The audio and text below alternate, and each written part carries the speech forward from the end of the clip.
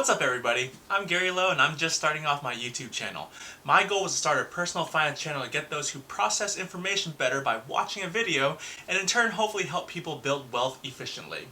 A little background about myself. I'm a teacher in a little school district in the San Francisco Bay Area and really got into personal finance mainly because I didn't want to be cheated out of my hard-earned money by a financial advisor salesperson. So after getting cheated out of my hard-earned money by a financial advisor salesperson, I took it upon myself to learn and still learning as much as I can about personal finance. So here I am getting out of my comfort zone and trying out something new so we can grow our nest egg and build wealth in the process. I'm trying to be honest as possible and mostly go from personal experience for what has worked for me. I've incorporated different strategies from other people that were better than my own, and hopefully I can pass a few golden nuggets to you. So let's get started. I'm not going to go through all the different ways of creating a budget. I'll just tell you what's worked for me. I use the simple rule of thumb, pay yourself first. As soon as I get my paychecks, I pay myself 10%. That's right, whatever my take-home pay is, I'll multiply that by 0.1 and I'll transfer that amount to my savings. And I'll work with what's left and pay off my monthly expenses. I've since upped the amount I pay myself to 20% so I can try and put lifestyle creep in check. And since I always work with what's left, I never use all 80%. I just put the rest I haven't used in my savings account, further increasing my savings rate. When push comes to shove, I know my savings rate will always be at 20% and it can only go up and improve from there. I've always been a huge proponent of budgeting, but you can make a budget or not.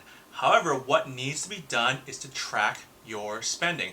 I found tracking for at least 3 months to see what your norms are is a good way of establishing a budget or making mental spending adjustments where necessary. So here's a personal story. So even though I don't spend more than I make, it was shocking to me that after I reviewed my spending for the past 3 months, the amount of money I spent buying coffee at coffee shops or eating out too much or ordering takeout was astounding. I thought I was being pretty cautious about my spending, but without tracking I would have never have known. The way I started tracking was looking at my credit and debit card transactions and manually inputting it into Excel. It took forever for me to categorize everything by hand.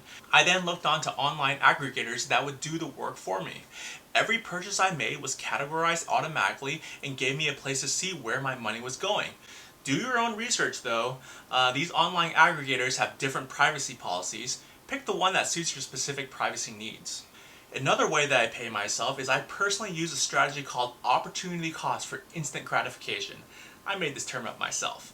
So I would get a large iced coffee whenever I bought something at Starbucks, literally cost $3.15. I can just buy my own coffee beans, brew it at home, and it will cost me at most 15 cents to make. So since I chose not to make this purchase I was clearly going to make, I would instantly go to my phone, open my banking app, and transfer that amount of my non-purchase to my savings account. Bam! It was instant savings from making a smarter choice. It was crazy to see at the end of the month how my smarter decisions accumulated in my savings, and then I would just take that money and invest it.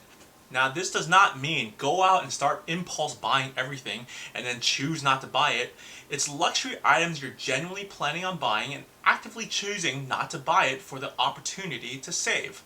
But seriously, comment below on some of your personal strategies that help you save money. Your eventual goal should be to build up an emergency savings of at least 3 to 6 months of expenses. So those pay yourself strategies that you took to save up this 3 or 6 months, take that spending and save that amount in a high yield savings account, never to be touched unless you have a sincere emergency. Buying a 75-inch TV does not constitute an emergency. Once you've built up that 3 to 6 months of emergency savings, now you have some leeway to start using that money to start working for you by investing. Well, that's the end of my first personal finance video. If you thought this video had some good ideas, give it a thumbs up. Hit that subscribe button and ring that bell so you know when I upload a new video.